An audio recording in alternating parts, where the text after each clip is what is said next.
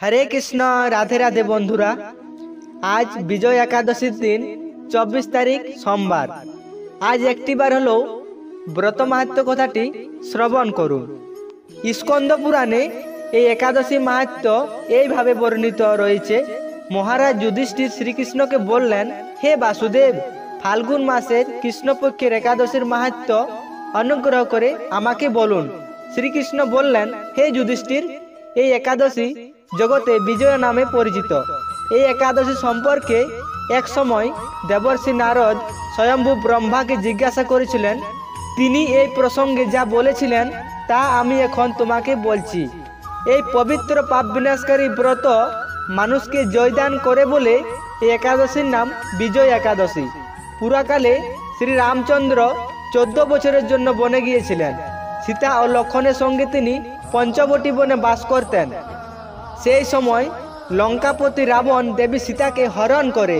সীতার অনুসন্ধানে রামচন্দ্র চতুর্দিক ভ্রমণ করতে থাকেন। তখন মৃতপ্রায় জটায়ুর সাথে তার সাক্ষাৎ হয়। জটায়ু রাবণের সীতাহরণের সমস্ত বৃত্তান্ত রামচন্দ্রকে জানিয়ে মৃত্যুবরণ করে। এরপর সীতা উদ্ধারের জন্য বানররাজ সুগ্রীবের সাথে তিনি বন্ধুত্ব স্থাপন করেন।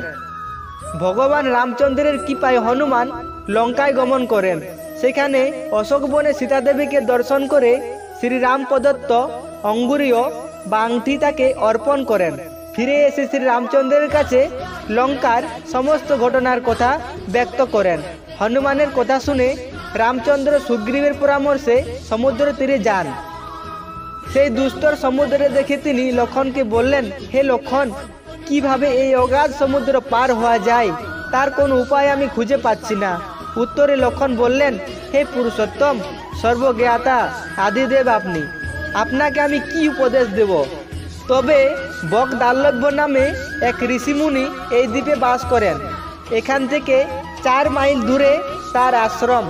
হে রাঘব, আপনি সেই প্রাচীন ঋষিশ্রেষ্ঠকে এর উপায় জিজ্ঞাসা করুন। লক্ষণের মনোরম কথা শুনে তারা সেই মহামুনির আশ্রমে উপনীত হলেন।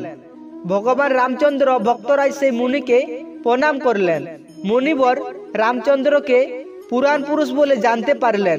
আনন্দ ভরে জিজ্ঞাসা করলেন, হে রামচন্দ্র, কি কারণে আপনি আমার কাছে এসেছেন তা কৃপা করে আমাকে বলুন। তখন শ্রী রামচন্দ্র বললেন, হে মুনিবর, আপনার কৃপায় সৈন্যসহ আমি এই সমুদ্র তীরে উপস্থিত হয়েছি। রাক্ষস রাজের লঙ্কা বিজয় করাই আমাদের প্রধান উদ্দেশ্য। যাতে এই ভয়ঙ্কর সমুদ্র উত্তীর্ণ হতে পারি তার উপায় জানবার জন্য আমরা আপনার কৃপা প্রার্থনা করি। মুনিবর প্রসন্ন চিত্তে পদ্মলোচন ভগবান শ্রী রামচন্দ্রকে বললেন, হে রাম, আপনার অভীষ্ট সিদ্ধির জন্য যে শ্রেষ্ঠ ব্রত করণীয় তা আমি আপনাকে বলছি। ফাল্গুন মাসের কৃষ্ণপক্ষের বিজয় নামক একাদশী ব্রত পালনে আপনি নিশ্চয় সৈন্যসহ সমুদ্র পার হতে পারবেন। এই ব্রতের বিধি শ্রবণ করুন। বিজয় লাভের জন্য দশমীর দিন সোনা, রূপা, তামা অথবা মাটির কলস সংগ্রহ করে তাতে জল ও আম পাতা দিয়ে সুগন্ধি চন্দনে সাজিয়ে তার উপর সোনার নারায়ণ মূর্তি স্থাপন করবেন। একাদশীর দিন যথাবিধি প্রাতঃ স্নান করে কলসের গোলায় মালা চন্দন পরিয়ে উপযুক্ত স্থানে নারকেল গুবাক দিয়ে পূজা করবেন। এরপর গন্ধ, পুষ্প, তুলসী, ধূপ, দীপ, নৈবেদ্য ইত্যাদি দিয়ে পরম ভক্তি সহকারে নারায়ণের পূজা করে হরিকথা কীর্তনে সমস্ত দিন যাপন করবেন। রাত্রি জাগরণ করে অখণ্ড ঘি প্রদীপ প্রজ্বলিত রাখবেন। দ্বাদশীর দিন সূর্যোদয়ের পর সেই কলস বিসর্জনের জন্য কোনো নদী, সরোবর বা জলাশয়ের কাছে গিয়ে বিধি অনুসারে পূজা নিবেদনের পরে তা বিসর্জন দেবেন।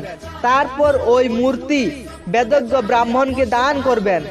এই ব্রত প্রভাবে নিশ্চয় আপনার বিজয় লাভ হবে। ব্রহ্মা বললেন, হে নারদ, ঋষির কথা মতো ব্রত অনুষ্ঠানের ফলে তিনি বিজয় হয়েছিলেন। সীতা প্রাপ্তি, লঙ্কা জয়, রাবণের মাধ্যমে শ্রী রামচন্দ্র অতুল কীর্তি লাভ করেছিলেন।